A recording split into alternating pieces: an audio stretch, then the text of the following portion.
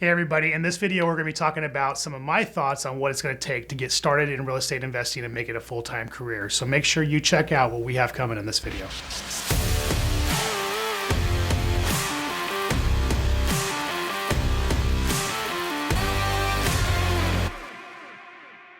First and foremost, I think it's very important that you start to sit down and make a plan. Make a plan on, what you're going to need to make in order to do this full time. Make a plan on what kind of money it's going to take for you to quit the job that you have.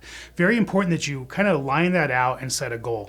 And you could set a goal to quit sooner than you actually need to. You could set a goal to quit sooner than you're making the money to actually quit, if that's something that motivates you, or you can set the goal to quit when you're making the money, or even set the goal to quit after you're making more money than you are in your full-time job. It's really up to what fits for you and what motivates you and drives you. For me, for instance, I'm somebody that when I didn't have a job and I had to make ends meet, it really motivated me to run 100 miles an hour in this business. So find a plan that fits you, write it out, and put yourself in a position so that you know what it's going to take to get you out of your job. The second is to learn your market, to understand your market and what you're going to be doing. And what I mean by that is the market that you're going to be operating in. So you may live in the market that you're going to be operating in, or you may be living in a different market that you're going to be operating in. So it's important to figure out where you want to do business and learn that market. Start to figure out who the players are, who you're going to be doing business with, who your buyers are, who the title companies are. And as you're learning that, start taking the next step, which is to do some marketing. That could be networking.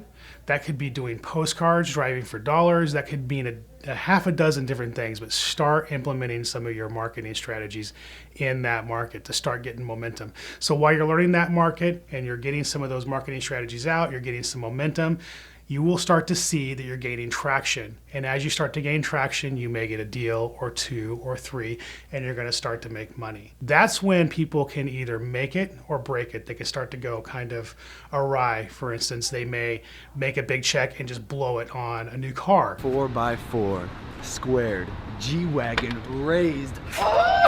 From my perspective, I think it's extremely important if you're going to be wholesaling as a business that you run it like a business. When you make money, you need to make sure that you are paying yourself something and then redirecting or redistributing the money you're making back into your business, marketing.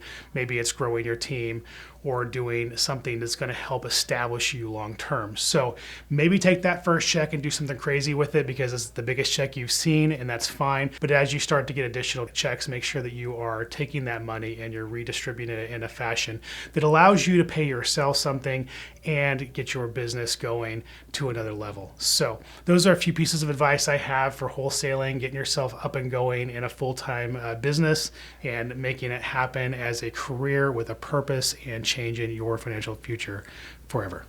Thank you for joining me today for this video, and you can find more information about what I'm doing on Facebook on the Flip Talk Podcast page with Don Costa. You can find me on the Flip Talk Podcast, the Flip Talk Rookie Playbook, on Google Play, on Stitcher, on iTunes. You can also subscribe here and post your questions below for this video because I will make sure that they get answered.